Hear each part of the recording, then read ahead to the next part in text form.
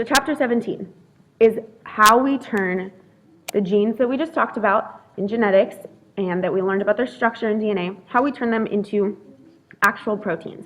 Because remember, that's the entire purpose of this. Like, your DNA is made up of base pairs and nucleotides and all that stuff, and the order could be GT, C, GT, whatever. That's not going to tell your eyes to be brown, right? There's a protein in your eyes that tell your eyes to be brown, and that's the important thing. The protein that is made from your DNA is the important part of this whole picture, and so that's what this is about. So basically, the information content of DNA is in the form of the nucleotides. But right, like I said, your eyes don't read your DNA and say, okay, I'm going to decide to be blue today and for the rest of my life. What they do is they get a protein made from the sequence of your nucleotides, and then they have that protein in the eyes. And it's inherited, and it dictates protein synthesis. So proteins are the key between genotype and phenotype. So let's say you have 2 copies of the dominant allele for eye color, 2 copies of the brown allele, then suddenly you're making brown protein, and so your phenotype is brown. So they are the actual link between the two of them. And the word gene expression means the proteins that are made from your DNA, and this has 2 steps, transcription and translation, which we're going to know all about very soon. So how was this discovered that this is how it works? It goes all the way back to a man named Archibald Garrod, and he realized that people with certain disorders had those disorders because they had an ineffective enzyme, an enzyme that couldn't do a particular job, and so that led to symptoms. For example, a disease that is talked about in your book is called alkaptonuria, and what it is you have dark urine because your body can't metabolize or break down a protein called alkapton, something like that, alkapton. So it builds up in your urine and it turns black when it hits the air. So these people don't have the enzyme to break down alkapton. So that's a disorder, and it's the fact that their enzyme, their protein doesn't work, that leads them to have this condition. And Garrod called these inborn errors of metabolism, meaning that you were born with a disorder because your metabolism, you're missing an enzyme. Remember that metabolism is a sum total of all reactions happening in your body, and enzymes are what make our reactions happen. So we know that having a deformed or ineffective enzyme can affect so many things because, remember, it's 1 enzyme per reaction, but sometimes pathways have like 10 enzymes in them. So missing one of those is going to take away from so many things inside your body. And we'll talk about this in class. That's fine. Okay, so originally they thought that the idea was 1 gene, 1 protein. All right, so that was the idea they came up with. You have 1 gene and it turns into a protein. And that idea was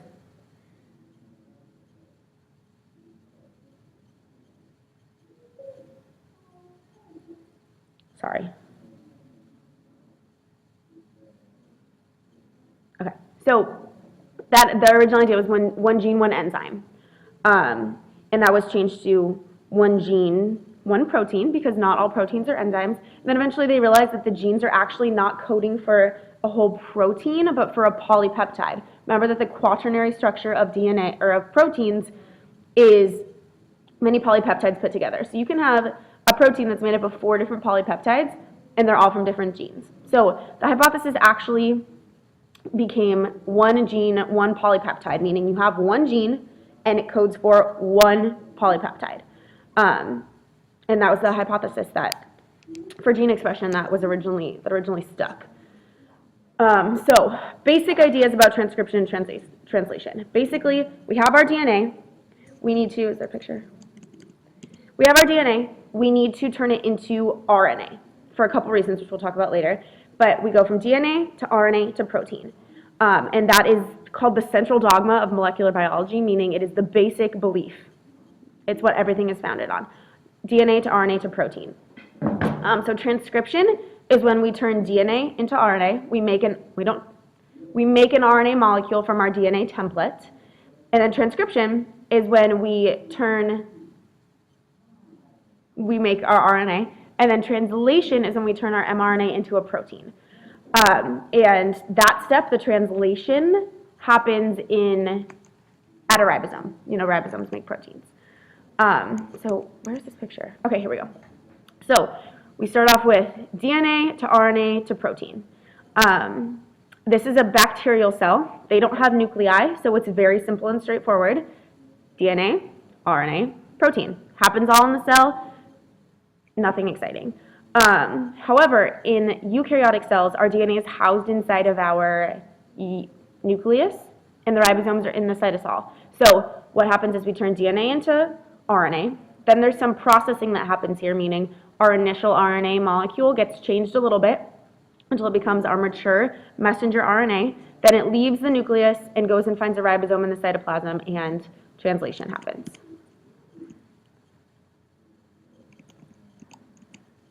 Oh, here we go. So eukaryotic or prokaryotic, again, all in the same place. DNA becomes RNA. There's no processing of the mRNA in this case. It's already ready to go. Then it gets turned into a polypeptide, a protein, by a ribosome somewhere inside the cell. Whereas in a eukaryotic cell, the DNA is housed in the nucleus, and it gets transcribed through transcription into an RNA molecule. But it's not finished yet. We're going to do a couple things to it, maybe cut this section out, put on something. So we added on two little yellow ends here. So we have RNA processing, so that's an important step between transcription and translation. Then this finalized mature RNA, mRNA, leaves the nucleus, goes and finds a ribosome in the cytosol, and we get our protein.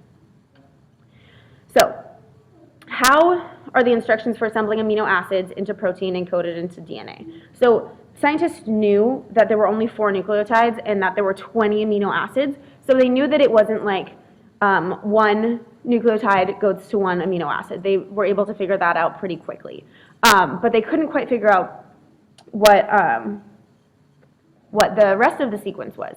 But then they finally discovered that there's 3 nucleotides per amino acid. And this is called, because of that, it's called the triplet code. So every 3 nucleotides on a gene, on a strand of DNA, tell your ribosomes, tell your body to put an amino acid there. And they're non-overlapping, that's important. So it's 3, 3, 3 discrete, different units. And so there's basically 3-letter words. And each of these 3-letter words is translated into one amino acid. Okay, here we go. This picture will help make more sense. So here's our DNA, right? We have 2 strands running 3' to 5', 3' to 5', and you have to determine which one is the template strand because there's different information on both sides, right? So, or complementary information on both sides. So here is our template strand. And so what happens is we make a copy of this from the template strand, so we get a complementary mRNA molecule. Okay, remember, see, it matches up perfectly with the template strand. Then there's for each 3 of these RNA nucleotides, 1 amino acid gets added. So a ribosome is going to read UGG, and it's going to say, okay, I'm going to add a tryptophan on next. Then it's going to read UUU, and it's like, all right, I need a phenylalanine. That's what goes next. Then it reads GGC, and it becomes glycine. And then finally it reads UCA, and it becomes serine. So the ribosome reads 3 base pairs at a time to add 1 amino acid. And these base pairs are called codons. So when we talk about codons, we're talking about 3 RNA nucleotides that will tell the ribosome to add on a specific amino acid. And that process is called translation. So during transcription, one of the 2 DNA strands, called the template strand, provides a template for ordering the sequence of complementary nucleotides in an RNA transcript, just like we said here. This is the template strand, and then we build a complementary mRNA strand. And the template strand is always the same for a given gene. So this is the gene we're looking at. It's always going to be this side. We're never going to use this side. This side could be a totally different gene, a totally different protein, but we're focusing on this end right here. And then during translation, the mRNA triplets are called codons, and they're read in the 5' to 3' direction. So we always start Just like we always read left to right, they always read 5' to 3'. That's just the way that those enzymes work.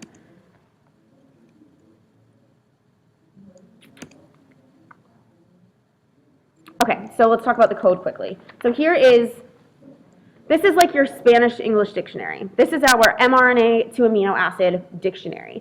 And what it is there's all of the possible codons. There's 4 possibilities, so it would be 4 times 4 times 4, which is 64 for each of the slots.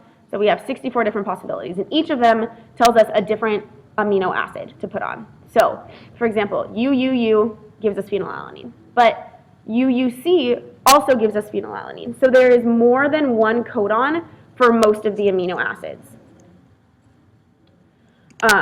And of these 64, 61 of them give us an amino acid, and then 3 of them tell us to stop making the protein because it's done.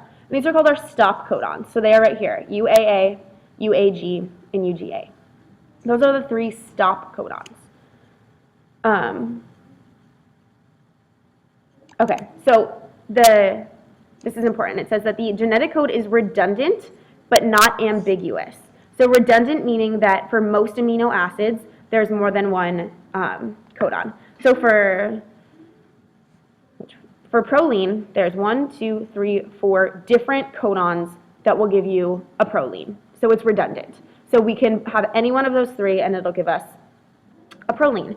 But it's not ambiguous. And what that means is that there's no codon that could give you 2 amino acids, right? Each codon is only for 1 amino acid. So multiple codons for 1 amino acid, but only 1 amino acid per codon. So it's redundant but not ambiguous, meaning if you have a codon, you know exactly which amino acid it's going to go for. But there might be multiple codons that could give you the same amino acid. And it's really important that we read them correctly, read the sequence of nucleotides correctly, because if you jump 1 nucleotide up, you're going to have a totally different sequence, and that's called the reading frame. So for example, let's go back here. So here is UGG, which gives us tryptophan, UUU, which gives us phenylalanine, etc., etc. But if I were to start reading right here, I would read GGU, UUG, GCU, CA, whatever comes next. And that would give me a totally different sequence of amino acids, make a totally different protein. So it's important that the reading frame, meaning every 3 that you read, falls into the correct place.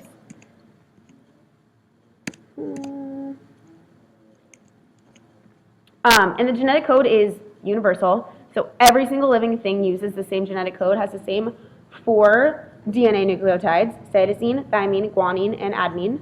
The same 4 RNA nucleotides, cytosine, guanine, adenine, and uracil, and uses the same code of amino acids, which is crazy to think about, that every single living thing uses the same thing. And so because of this, we can take genes from one species and put them in another species and have the same protein be made.